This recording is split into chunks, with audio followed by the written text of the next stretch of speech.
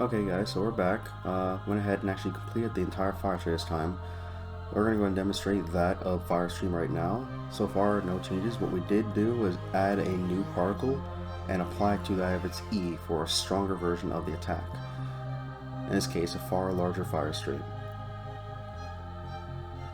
Mechanics behind these attacks still need to be implemented to its fullest, so right now we're looking at just the cosmetics and appearances between all of them, amongst all of them. So I'm going to go ahead and spawn a few more enemies here. We're going to go ahead and demonstrate what the fire orbital techniques look like in their entirety, and just kind of go down the entire list. Starting with the orbiting feature for Q being the weaker version of the attack, forming the ring that should attack anything that gets too close, and then following up with our strong attack E to fire off in a rapid volley in every direction.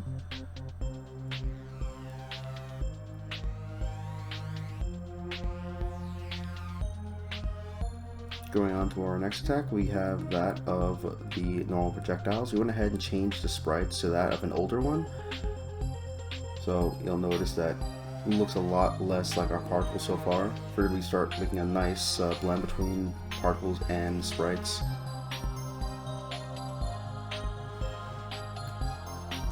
But we kept that for the E for the projectiles, making it a nice volley that we demonstrate on these three signs to our northeast corner.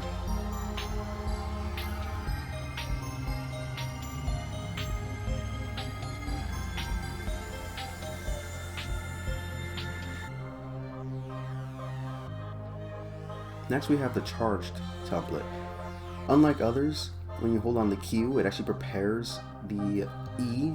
So in order to actually fire the ultimate version of this attack, you need to follow through with the charge until you finally have the little indicator at the center of your screen showcasing that the attack is ready. And once you're ready, you can hit the E button to release all the energy you stored. And in this case, by using the fire element, we pretty much charged a giant fire wave, which exterminated our enemies. This interruption is brought to you by our Patreon. If you'd like to see our works and, giving our general progress through these showcases, please don't hesitate to give us maybe just $1, if anything. And it really helps us. It really helps us out, helps us pay our programmer, and even fund further projects for stuff with, say, sprites and little things along the way. But without further ado, let's get you back to your program. Using the fire element, we pretty much charged a giant fire wave, which exterminated our enemies.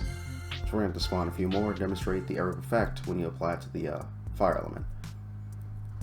With fire, the area of effect template allows you to create an explosion, which charges briefly underfoot. This is a Q, or weak attack, or weak version of this attack. Show an example of what it would look like when, say, approaching a group of enemies. We're going to go ahead and demonstrate with a few spawned here. So, for the most part, this is meant for close encounters and forcing your enemies to run away.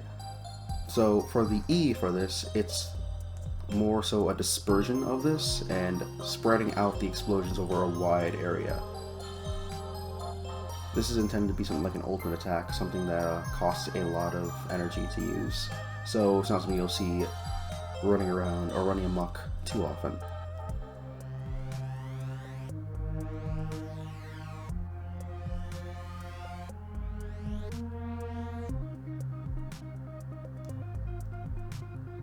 Last but not least, we have our homing projectiles. This allows you to go about hitting enemies behind other enemies, or just curving your shots to go ahead and get across a corner.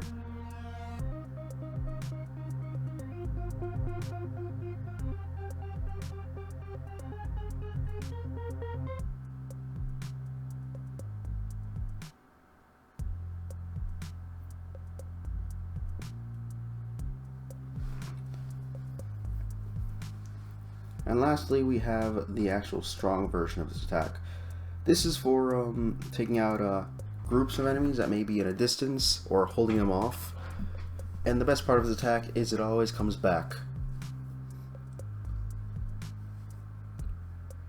Due to its range and lifespan and raw speed, it's able to fly off the map or fly out of the player's screen and circle around the general map until it comes back. Right now, for a max of 3 hits, planning on having upgraded versions of the attack where they can go ahead and double the actual lifespan of these techniques. That way you could do stuff like, say, fire 2 at once. yeah, it tends to hit and drive through its enemies and continue going on through until it's lived out its lifespan. But so far, that's it for the fire tree with just the attack traits we've implemented. In the future, we'll be going forth and applying this to all of our other elements and making more traits along the way. Thank you for your support so far.